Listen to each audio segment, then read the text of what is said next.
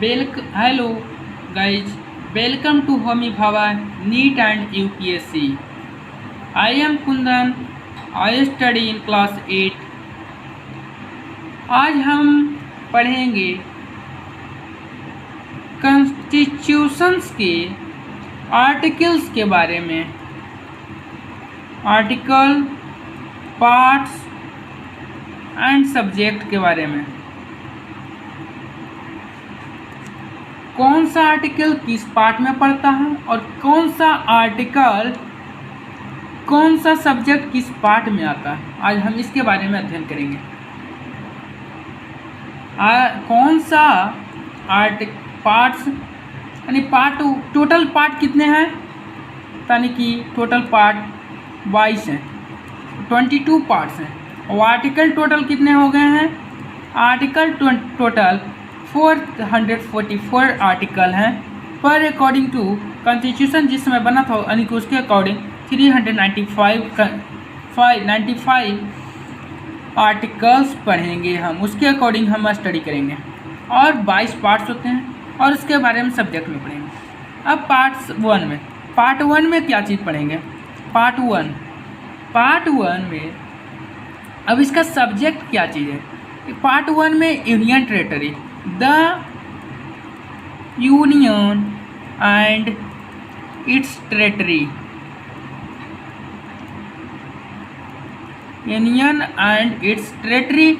जो आर्टिकल इसका है, आर्टिकल कितना बीच में आता है, 1 to 4 to 1 से 4 के बीच में आर्टिकल में आता है।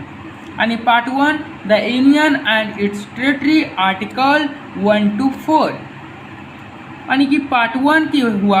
अब पार्ट टू में क्या चीज़ है, citizenship.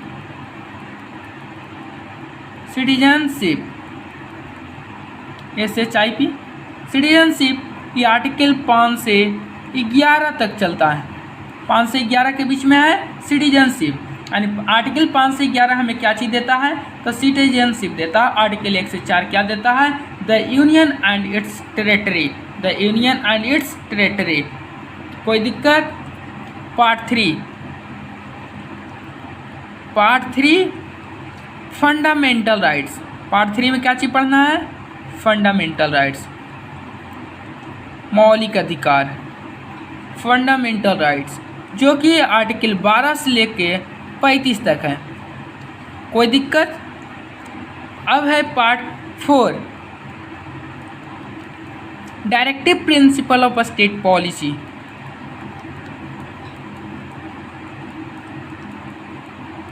Principle of state policy,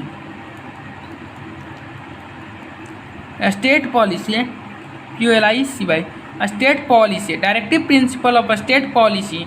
यह आर्टिकल 36 to 51 के, यानी कि हमें आर्टिकल 36 to 51 क्या चीज़ देता है, पार्ट 4 के अंतर्गत पड़ता है directive principle of state policy, यानी कि 36 to 51।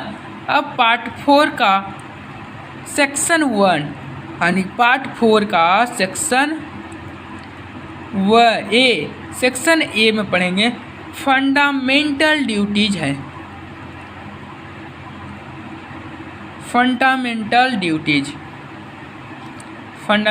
Duties article 51 section A, article 4A,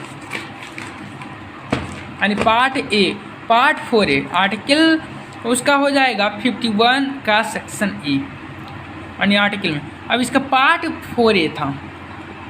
अब है पार्ट 5। पार्ट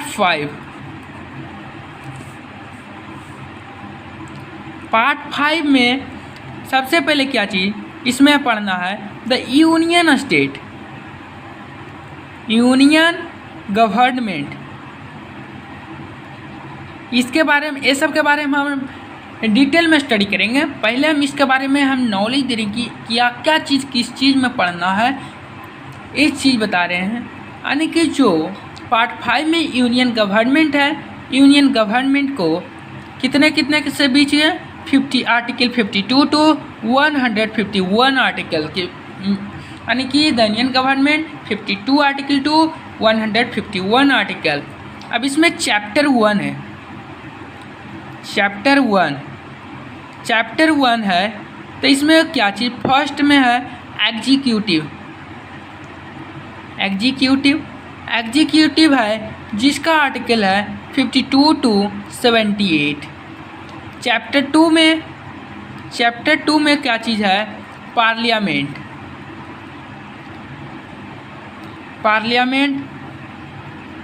79 टू 122, यानी कि एग्जीक्यूटिव 52 टू 78। चैप्टर 2 में पढ़ना है पार्लियामेंट, यानी कि 79 article to 122 article. Chapter 3 legislative power of president, LEGISLATIV legislative powers of president, legislative powers of president, article 123, that means 123, and legislative powers of presidents, DESCENT president। अब chapter 4 में पढ़ना है the union judiciary,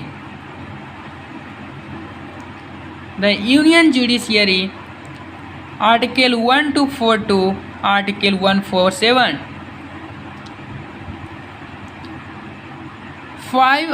chapter 5 में पढ़ना है controller. अगर इतना याद कर लेंगे तो ऑब्जेक्टिव क्वेश्चन बन सकता है किसी भी कॉम्पिटिटिव एग्जाम का, जो आर्टिकल बताया जा रहा है, यानी controller and auditor, AUDITOR auditor general of India. यह आर्टिकल 148 टू 151 ये किसी भी एग्ज़ाम के लिए सही है, अच्छा है। अगर हम पूरे आर्टिकल्स के बारे में स्टडी करेंगे, हम धीरे धीरे करके एक एक आर्टिकल के बारे में पढ़ेंगे, एक एक पार्ट के बारे में पढ़ेंगे, एक एक पार्ट और एक एक आर्टिकल के बारे में जानेंगे क्या क्या चीज़ होता है, क्या क्या चीज़ उसमें प्रावधान है, हम सारी चीज़ के बारे में पढ़ेंगे। अगर इतना पढ़ लेते तो हमें कॉन्स्टिट्यूशन पे अच्छा पकड़ बन जाएगा, जिससे भी कि हम कोई भी कम्पिटिटिव एग्जाम देंगे तो कोई भी दिक्कत नहीं महसूस होगी। अब आती है बात पार्ट 6 में पढ़ना state government, the state government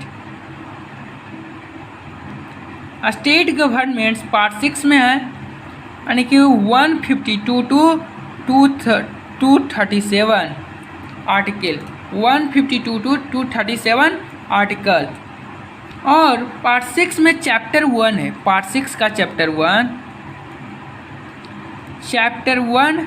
general part 1 में पढ़ना है जनरल 152 आर्टिकल। चैप्टर 2 में एग्जीक्यूटिव 153 टू 167। पार्ट 3 में पढ़ना है, यानी चैप्टर 3 पार्ट 6 का चैप्टर 3, यानी the state legislature,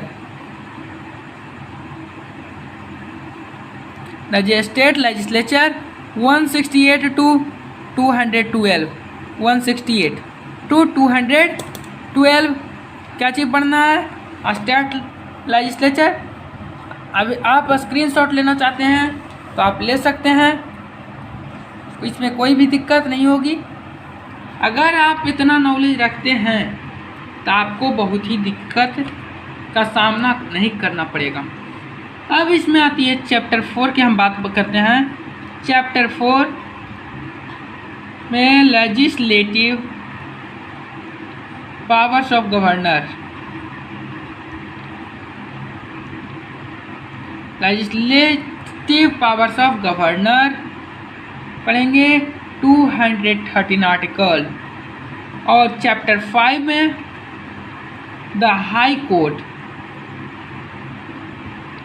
high courts 214 to 232 article. कोई दिक्कत?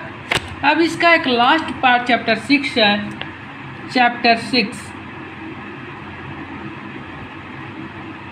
चैप्टर 6 में पढ़ना सबऑर्डिनेट कोर्ट। कोर्ट को हम पूरी तरह डिटेल में बताएंगे, इसमें कोई दिक्कत नहीं है, कोई दो राय नहीं है। कोर्ट को इतना डिटेल से बताएंगे, निचोड़ ज्ञान एकदम, ताकि यूपीएससी के एग्जाम में बैठे तो कोई दिक्कत ना हो। चैप्टर 6। अब आती है बात पार्ट 7।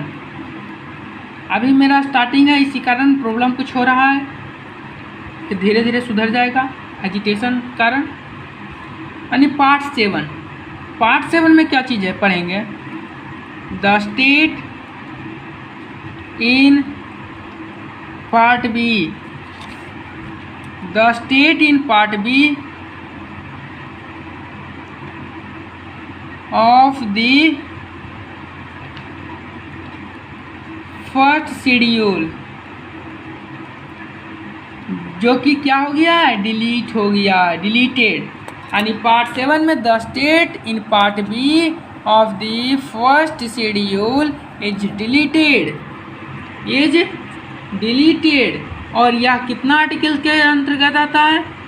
238 आर्टिकल जो डिलीटेड हो गया है। पार्ट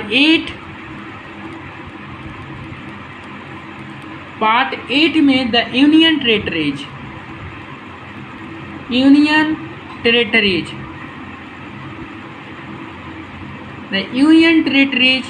यानी 239 to 242 आर्टिकल। पार्ट 8 हो गया है। पार्ट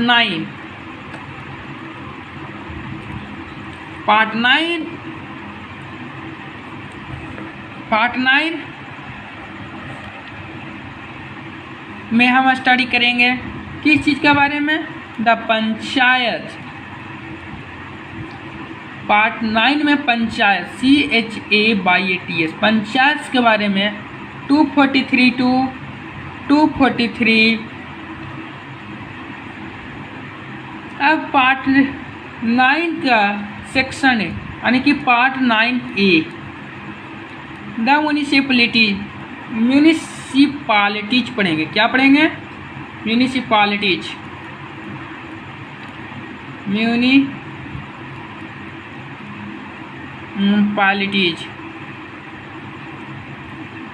गांव से हैं, उतना इंग्लिश अच्छा से नहीं आता है, पर इतना निचोड़ बताएंगे कि पढ़ने वाला पढ़ता रहेगा।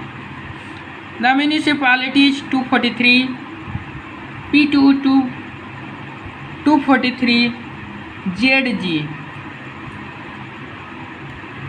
Part 9B the cooperative societies. इस 9B में क्या पढ़ेंगे? Cooperative society. 243 ZH to 243 ZT। And part 10 आज इतना ही रहने देंगे। The schedule and the tribal areas, इसको पढ़ेंगे 244 to 244A। कोई दिक्कत? हम इसके बारे में अच्छी तरह से पढ़ेंगे। Homi Bhabha, neat and IAS and UPSC। कोई दिक्कत? हम सिर्फ इसमें सिविक्स ही नहीं बताएंगे, इसमें हम पूरी नॉलेज देंगे। हिस्ट्री के बारे में भी पढ़ाएंगे, हिस्ट्री भी पढ़ाएंगे, सिविक्स भी पढ़ाएंगे, जियोग्राफी भी पढ़ाएंगे, इथिक्स भी पढ़ाएंगे, यानी जितने होल नॉलेज होगी सारी चीज़ बताएंगे। Thank you for watching my video.